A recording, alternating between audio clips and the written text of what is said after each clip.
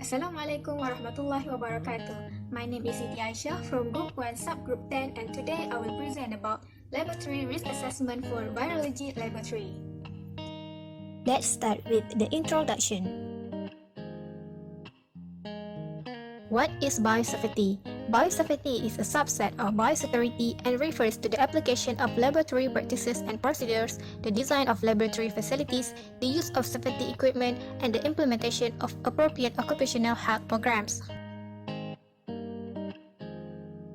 In order to guarantee the safety of the workplace, a risk assessment needs to be conducted. It begins with identifying dangers in the workplace and then adopting management measures. The purpose of risk assessments is to aid in the prevention of occupational hazards. The training provided by the risk assessment enables employees to receive comprehensive education and training on their workplace health and safety protocols. It also fostered a culture of compliance with health and safety laws by demonstrating the organization's commitment to safety and protection. Now, we move to the inspection checklist for the virology laboratory based on the video given. The first part is Part A, which is laboratory facilities. For the first 5 facilities, which are universal biohazard symbols, a sink, strong and functioning furniture, spaces accessible for cleaning, and impervious benchtop, all of them are available in lab. Sink require regular housekeeping to ensure the cleanliness. The benchtops covered with a non-porous material cannot be easily cleaned. Windows that are open to the exterior fitted with screens and autoclave has been seen in the laboratory. The eye wash fountain and effective integrated pest management program are not recorded in the video. Safety equipment is on Part B. The suitable PPE, storage equipment, and fume hood have been seen in the laboratory. There is no first aid kit available in the lab. We are not sure if the equipment is regularly maintained because it is not recorded in the video. Next part is work practices. There are biohazardous materials, mechanical pipetting devices, and prohibition signages in the lab. Because there are no person in the lab, we are not sure if they wash their hands and decontaminate work surface before leaving the lab.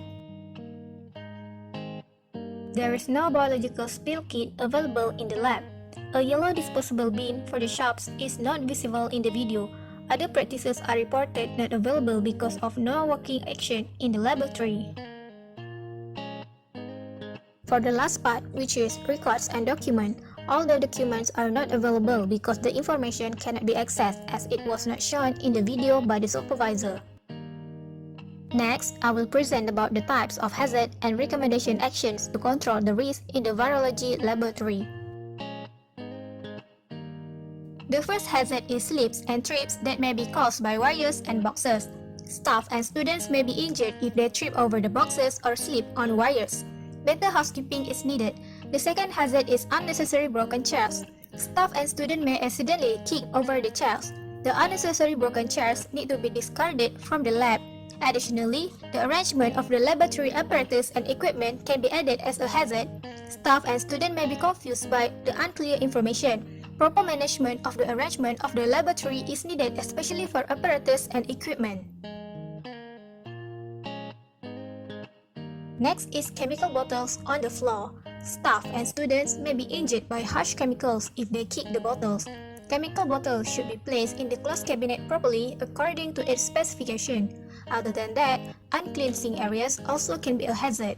The unwashed chemicals in the beaker on the sink area will cause difficulty for the student and staff to use the sink. Better housekeeping is required to remove this hazard. Lastly is exposed chemical benches behind the door. The chemical bottles may be damaged by the door if staff or students hardly smash the door. The benches need to be placed at more safety position or replacing the bare chemical benches with the closed one. For all these hazards stated, all staff or manager and supervisors are responsible to take action to remove the hazards. That's all from our group. Thank you for your attention.